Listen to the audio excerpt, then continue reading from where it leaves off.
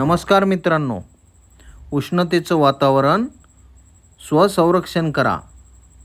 तुम्हाला माहीत आहे का, दरवर्षी वाढणारी उष्णता आपल्या शरीरावर शांतपणे हल्ला करते. आज सावध राहिलो नाही तर उद्या उशीर होऊ शकतो.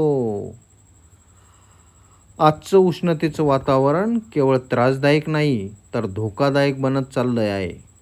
रस्त्यावर बाहेर पडताच अंगावर जळजळ जाणवते, डोकं दुखतं, चक्कर येतं, घाम थांबत नाही. हे सर्व उष्माघाताची सुरुवात असू शकते. लहान मुलं, वृद्ध व्यक्ती आणि बाहेर काम करणारे लोक यांना सर्वाधिक धोका आहे. पण घाबरायचं नाही. स्वसंरक्षण आपल्या हातात आहे. त्यासाठी काय करायचं आहे बघा. दिवसातून 3 ते 4 लिटर पाणी प्या. दुपारी 12 ते 4 बाहेर जाण्याचं टाळा. हलके सुती कपडे वापरा. डोक्यावर टोपी, स्कार्फ वापरा. झाडे लावा. वातावरण थंड ठेवा.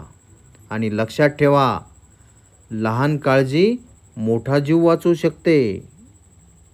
उष्णता थांबवणं कदाचित आपल्या हातात नसेल, पण स्वतःचं आणि कुटुंबाचं रक्षण करणं नक्कीच आपल्या हातात आहे. आज जागरूक रहा, उद्या सुरक्षित जगा. धन्यवाद. संस्कार ज्योत चॅनलला लाईक करा,